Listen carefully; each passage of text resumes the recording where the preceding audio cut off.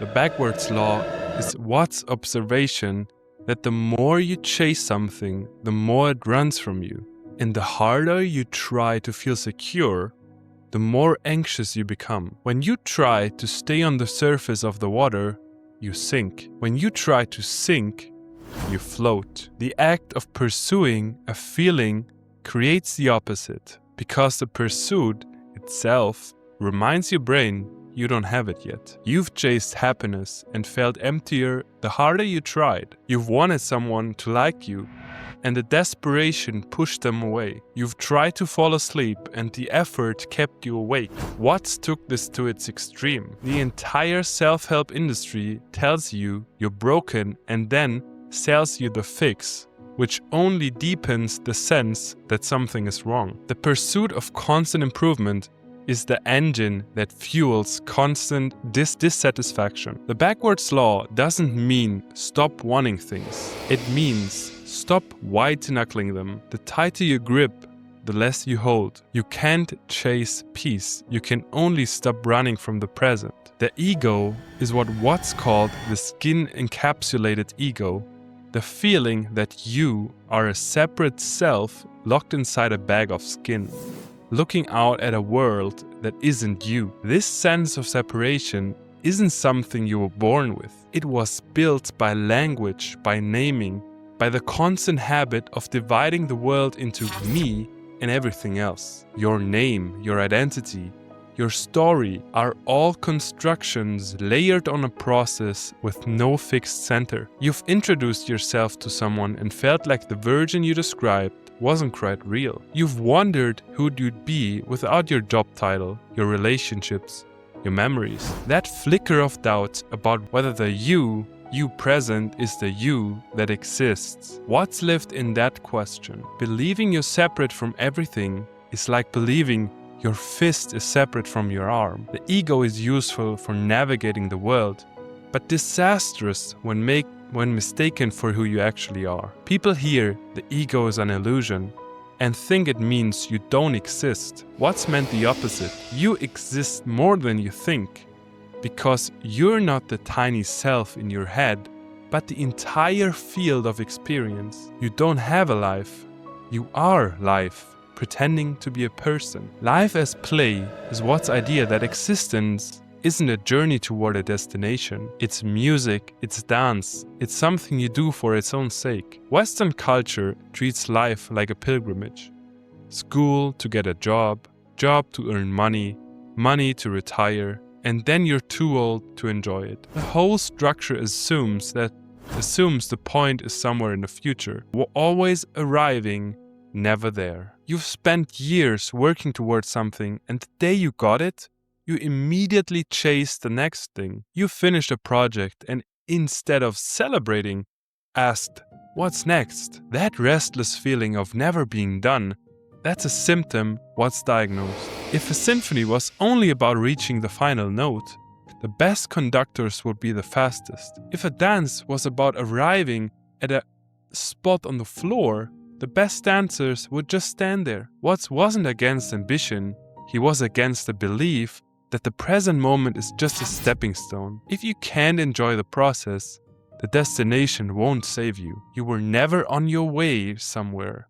You were already there the whole time. The taboo against knowing who you are is the title of Watts' most famous book, and the idea that society actively prevents you from realizing your true nature. You're taught from birth that you're a separate individual in a hostile universe, that life is a contest, resources are scarce, and you must fight to survive. This isn't just wrong, according to Watts. It's the most dangerous myth civilization has ever produced. You felt a disconnect between what you were told to want and what actually fulfills you. You followed every rule, hit every milestone, and still felt like something fundamental was being hidden from you. That nagging sense isn't confusion. It's a taboo doing its job. If everyone suddenly realized they were the universe experiencing itself, the social order would collapse. Hierarchies, competition, nationalism all depend on the belief that you are separate and must protect yourself. The taboo isn't just cultural, it's structural. Your language, your education, your economy all reinforce the illusion of separation. Breaking through it doesn't require a new belief. It requires seeing through the one you already have. The most radical thing you can do isn't rebellion. It's recognizing that there was never anyone to rebel against. You are the universe is Watt's central thesis. You're not a stranger who arrived in the cosmos. You're something the cosmos is doing. An apple tree apples, the ocean waves, and in the same way the universe peoples. You didn't come into this world. You came out of it like a leaf from a tree. You've stared at the stars and felt small. You've looked at nature and felt separate from it, an observer, not a participant. That feeling of disconnection is the illusion. Like a wave thinking it's separate from the ocean. If the universe is intelligent enough to produce brains that study themselves, then the universe is studying itself through you right now. Your consciousness isn't an accident floating in dead matter. It's the cosmos waking up. People treat this as spiritual poetry. Watts meant it literally. Physics already shows every atom in your body was forged in a star. You aren't made of star stuff. You are star stuff, still doing what stars do in a different form. You didn't come into this world, you came out of it. The same way a wave comes out of the dream life is Watt's thought experiment. If you could dream any dream you wanted, eventually you dream this exact life. First night you dream of everything you want. Riches, pleasure, perfection. But after a few hundred nights of getting everything, you get bored and start adding surprises. Then challenges. Then real danger. Until you dream the life you're living now. You've wondered why your life isn't easier. You've wished away the struggle, the boredom, the confusion. Now imagine you chose all of it. Not because you're a masochist, but because surprise is the only thing that makes experience worth having. Watts used this to reframe suffering. Your life isn't happening to you against your will. It's the dream you'd eventually choose if you had infinite options, because perfection without risk would be unbearable. The thought experiment doesn't prove anything. It shifts perspective. Instead of, why is this happening to me? You ask, what if I chose this? And the weight changes shape entirely. Your life isn't a punishment. It's the adventure you designed when perfection got boring. Wu Wei is a Taoist principle Watts spent decades translating for the West. Action without force. Effort without strain. It's often mistranslated as non-action. But Wu Wei isn't doing nothing. It's doing without fighting. Water doesn't force its way through rock, and a tree doesn't strain to grow. Both follow their nature effortlessly. You've had a day where everything flowed. Decisions came easily, conversations clicked, effort felt effortless. You've also had the opposite. Forcing every step, grinding against resistance. The first state is Wu Wei. Watts compared it to sailing. A skilled sailor doesn't fight the wind, but adjusts the sails. The wind does the work.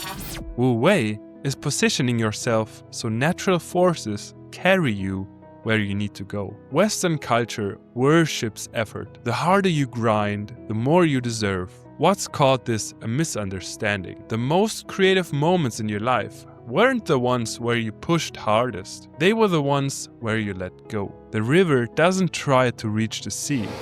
It just stops pretending it's not already moving. Nothingness is Watts' reframe of the void, not as empty absence, but as the fertile ground from which everything arises. In Western culture, nothing means zero, blank, dead. In Eastern philosophy, nothingness is the space that makes form possible. A cup is useful because of its emptiness. A room is livable because of its space. You've experienced silence after noise and felt it hum with something alive. You've stared at a blank page and sensed it held more possibilities than a finished one. That tension between emptiness and potential, That's the nothingness what's described. Existence and non-existence aren't opposites. They are two sides of the same coin. The universe didn't emerge from nothingness as something separate from it, but as its expression. People fear the void because they think it's annihilation. What's reversed it? Nothingness isn't the end of you. It's the background that makes you visible. The silence between the notes that makes music possible. You're not afraid of nothing. You're afraid of not being something, which is the one thing nothing already solved. The Chinese farmer is what's retelling of an ancient parable about the impossibility of judging events as good or bad. A farmer's horse runs away. That's terrible, the farmer says. Maybe. The horse returns with wild horses. How wonderful. Maybe. His son breaks his leg taming one. How awful. Maybe. The army skips the son for conscription because of his injury.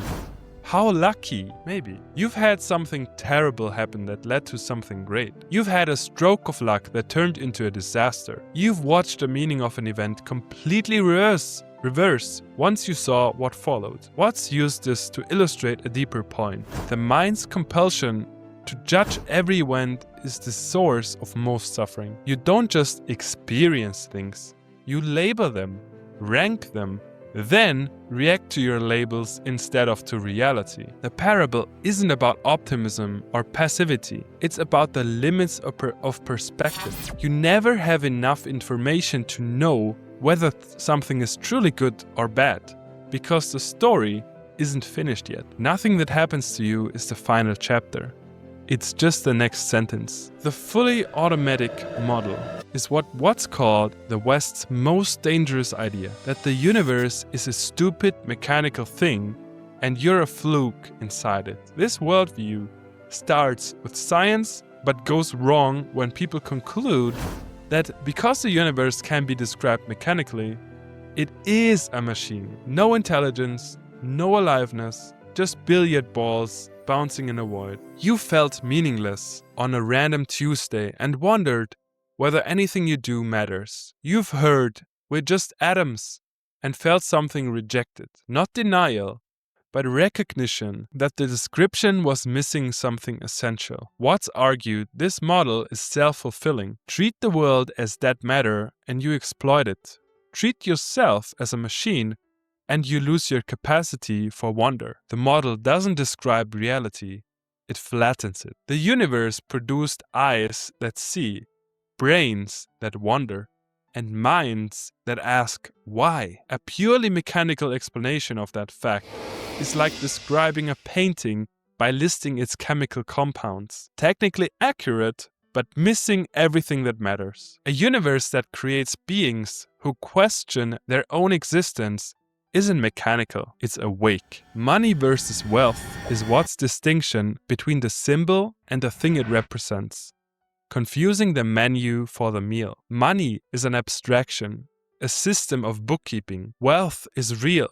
Food, shelter, health, time, creativity, relationships. The problem starts when people accumulate the symbol while destroying the substance. You've worked 60-hour weeks and realized you had no time to enjoy what the paycheck bought. You've watched someone choose a higher salary over work they loved and slowly watched the life drain from their eyes. Governments and corporations regularly destroy real resources, forests, rivers, communities, to make numbers go up on a screen. The economy grows while the world it's supposed to serve shrinks. The confusion isn't personal stupidity, it's systemic. Schools don't teach the difference, cultures celebrate the number, and the richest people on paper are often the poorest in time and peace. Money is what you count. Wealth is what if money were no object is the question Watts asked his students, and the one most people spend their entire lives avoiding. Watts would ask, what would you do if money didn't matter? What life would you live? What subject would you study? What would fascinate you? Then he'd say the thing that stung. So why aren't you doing it? You've had a dream you buried under practical decisions. You've chosen stability over passion and told yourself it was responsible. You've imagined what your life could look like and then immediately listed every reason it's impossible. Watts argued that spending your life doing something you hate just to earn money to keep doing something you hate is the definition of insanity. If you do what you love, you'll get good enough that someone will pay you. The objection is always, that's unrealistic. Watts didn't deny the difficulty. He denied the logic of trading your only life for a paycheck you'll spend on distractions from the misery of earning it. It's better to have a short life full of what you love than a long life spent in a misery you can afford. I hope you enjoyed this video. Drop your ideas for the next one in the comments.